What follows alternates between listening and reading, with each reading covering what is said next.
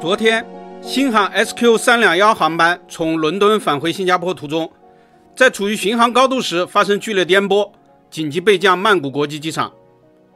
国内新闻报道多为2人死亡，30人受伤，但新航目前还没有官宣死亡人数，应该是仍在急救。我们在此向遇难和受伤人员表示慰问。总之，比较多的传言是颠簸时恰好有一名73岁的乘客在如厕，因此心脏病不幸离世。另有一名空乘在中部厨房服务时撞击舱顶，颈椎受伤。这件事在朋友圈影响很大，不少朋友都在询问。我们总结归纳了一下，主要问题如下：一是究竟是备降还是迫降？备降是民航术语，一般指航空器操作正常，在规划的备降场地降落，多用于处理天气不佳或者急务，例如疾病、漏油或者单发失效等。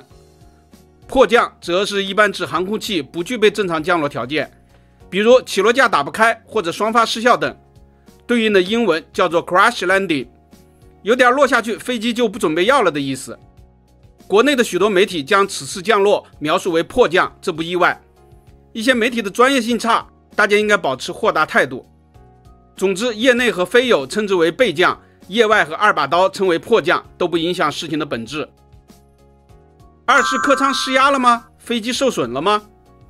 许多新闻说这架飞机的氧气面罩落下，怀疑机体受损，客舱失压。但从视频看，氧气面罩并没有全部落下，应该是剧烈颠簸震落了部分，而且也没有报道提及乘客耳朵疼，所以我们相信客舱并未失压。视频还显示这架飞机有不少顶板掉落，垃圾遍地，但实际上问题不大，搞搞卫生装回去就好了。波音777-312是波音的上一代产品，质量很好，而且空客和波音的飞机定型前都经历过严格的测试，正常操作的话，剧烈颠簸是不会损伤结构，历史上也没有发生过这种事情。三是飞机不是在平流层巡航吗？平流层是一个范围，大约从10千米到50千米，现在民航客机通常在10千米高度巡航，这是平流层的底部，偶尔会遇到猛烈气流。四是为什么会发生如此剧烈的颠簸呢？飞机剧烈颠簸其实并不罕见，此前也有伤亡的案例。总体来说，早晚颠簸少，午后颠簸大，与大气被阳光照射后的加热程度和冷暖锋面的碰撞程度有关。飞机在上升和下降时一般都会颠簸，或多或少都有。巡航高度也可能遇到颠簸，通常情况下晃几十秒就过去了，剧烈时会有失重感。像新加坡航空这次把人甩到了客舱顶部的极端剧烈的颠簸，全球民航业界3-5年都会遇到一次。由于现在全球气候变化，颠簸呈现多发趋势。记得去年我们都做过好几期相关内容的视频。去年的3月1日，汉莎航空的一架空客 A330-300 飞机在从美国的奥斯汀飞往法兰克福途中遇到了湍流，导致机上数十名乘客受伤。根据 FlightAware 的数据显示，当时这架飞机从37000英尺的高度急速下降到了24000英尺。所以大家要重视环保问题，节约能源消耗，减少碳排放。五是颠簸可以预报吗？颠簸是可以部分预报的，起飞前机组会收到气象消息，指出哪一段路上气流比较严重，一些机组会广播这个消息，但也有机组不广播。推荐下载非常准专业版，上面有气象信息，可以略知大概。在飞行中，一般进入云彩里头会有颠簸，除非是晴空湍流。晴空湍流无法预报，所以只能说部分预报颠簸。六是颠簸可以避免吗？颠簸既然可以预报，当然也可以在一定程度上避免。避免颠簸的方式是绕飞，也就是不从剧烈气流处经过，或者从旁边绕，或者从上面绕。中国民航有著名的8该1反对，其中有一项叫做该绕飞的绕飞，就与此有关。中国是全球最注重民航安全的国家，还有一种办法可以彻底避免颠簸，那就是取消。每到雷雨季节都会取消大量的航班，可以有效的避免颠簸。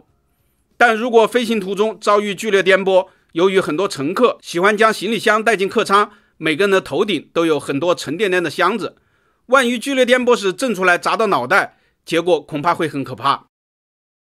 七是怎样避免在颠簸中受伤？要避免在颠簸时受伤，最重要的措施就是系好安全带。经验证明，所有在颠簸中死亡或者受伤的人都是没有系安全带。他们有的是空乘人员，服务过程中没有办法固定自己；有的是乘客要上厕所，没有办法把安全带揪下来捆在身上；还有一些乘客在最后进阶段要上厕所，其实非常危险；还有乘客让孩子在客舱里走动玩耍，如果遇到剧烈颠簸，恐怕也会很可怕。但实话实说，长途航班一直把自己束缚在座椅上，其实也很难受。不重视安全不对，一直紧张兮兮的也没有必要。总之，此事看运气，无法两全。飞机速度快，效率高，完全不敢坐，恐怕也是不科学的。建议大家提前看看航路天气，机组提醒时及时回到座位，系好安全带。巴士为什么说新航此次颠簸可能存在人为失误呢？这是著名的飞友某航飞行员 Jeff 说的。根据他的分析，此次剧烈颠簸大约发生在缅甸南部伊瓦罗底省上空。当时多个航班的轨迹显示，包括喜马拉雅航空等不同程度的绕飞，而新航选择了直飞。后来大约40分钟后，这架波音777-312宣布紧急情况，然后迅速降低高度，在曼谷备降。至于许多媒体说的3分钟骤降2000米，这很正常，这个下降率其实也很平稳。但新航这个失误仅仅是可能存在，毕竟气象条件变化万千，全球民航业也没有必须绕飞的统一规定，因此不绕飞究竟算不算错误，要看日后的调查结果。9是颠簸致死与波音有何关系？此次涉事的机型是波音777-312，是非常成熟的一款大型远程客机，是全球民航洲际客运的主力，甚至一些国家拿它做元首专机。中国也拥有很多的波音777-312客机，国航、南航、东航总共有63架，是人民的宝贵财富。一些媒体、自媒体故意在标题中强调波音，任何飞机遇到气流都会颠簸，靠这个吸引眼球，怎么说呢？10是新航是否存在着特图恐惧症？新航本次的飞机编号为 9V-SWM， 是一架星空联盟涂装。新航是星空联盟的成员，按照规定要喷涂一定比例的飞机。这种涂装不同于标准涂装，被称为特涂。新航的服务一直很好，安全性也一直不错。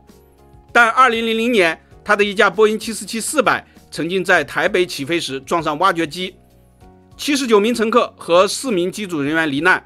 那是当时新航唯一的特涂，是一架很漂亮的彩绘飞机。从此以后，新加坡航空不再喷涂彩绘飞机，50周年庆典也搞得很简单，活动结束不久，彩绘就移除了。因此，在飞友群中一直流传有新航与彩绘犯顶的说法。但相信大家都是尊重科学的，这其中不可能有必然的联系。